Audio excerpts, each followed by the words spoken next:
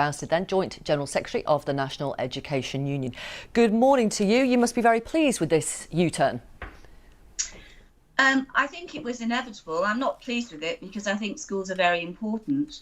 We want schools to open. We want them to open to more children. We want them to open safely. But not yet. But they are open and they have been open throughout the pandemic. They're open to more children now. But given the government's own guidelines, which schools have to follow, and the procedures around social distancing, around deep cleaning of schools, all the guidance that schools have to follow, it was never the case that schools on their current sites, because we have small schools for the number of pupils in them, it was never the case, given the scale of the pandemic, that they were going to be able to accommodate all their pupils with the current guidelines in place, the guidelines that the government has instituted. So come September, what will be the difference, Dr. Bousted? Well, we're hoping in September that the R rate will be lower throughout the country. But it's below 1 now. I mean, it's not below 1 throughout the country. In the northwest, in the southeast, it's hovering about 1 or over 1. And we don't know what the effects of the recent relaxation in lockdown has been.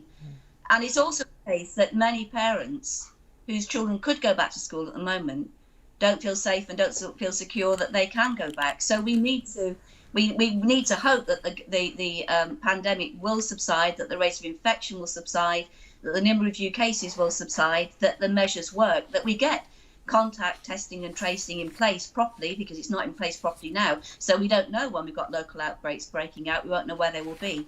We need to have all those in place, and we hope by September that those will be in place. Right, and if they're not? If they're not, I absolutely agree with Robert Halfon, and we need to now start seeing a national plan along the lines which has been developed in Scotland. So you look at the Scottish Government's plans for schooling, and they say, we're going to have COVID with us for many months. So what we now need to do is have a plan for learning in school for part of the time, learning at home for part of the time, a national plan for distance learning, a national plan for online learning, and a national plan for ensuring that the most vulnerable children are in school more and have access to the internet and access to learning. We also need vulnerable children to be fed over the summer. The Scottish Government is requisitioning public spaces, libraries, community halls, so that schools can spread out, so there are fewer students in school buildings, but they are learning in buildings run by schools, so new schools in new buildings. They've got a new plan for online learning. We now need to see a national plan, because if there is a second spike, we can't just stop education in schools as we have had to do so in the first wave of this pandemic. We now need to throw at education the resources and the time and the planning that was thrown at the job retention scheme. OK. Children's Commissioner for England, Anne Longfield, said on the radio this morning, children are in danger of being forgotten. Mr Halfon talked about an epidemic of educational poverty.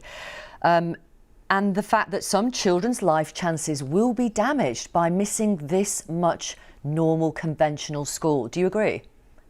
I do agree. And I think if I were the Prime Minister on the 10th of May, I wouldn't have said, I'll get these particular year groups back. I would have said, let's get disadvantaged children and vulnerable children back first. Let's make those 700,000 children the priority, those that don't have internet access. Every school knows which pupils are not on any register but are in vulnerable situations at home.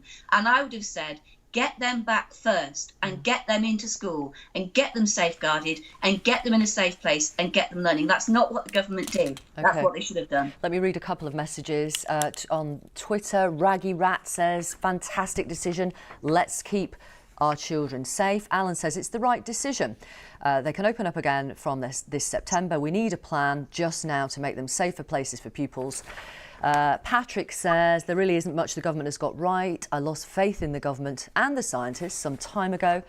And Paul on Twitter says it looks like making policy on the hoof. Now all we need to do is drop this ludicrous travel quarantine plan. And Millie says, what about the kids who've already gone back? This is crazy. They need to close all schools till September, except for essential workers' children.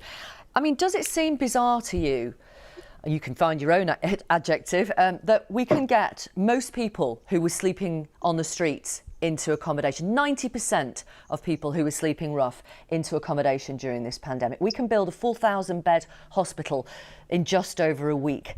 That Alton Towers is going to be potentially opening up soon. That non-essential parts of the economy, barbers, hairdressers, are going to be opening up in July. And we can't get schools open.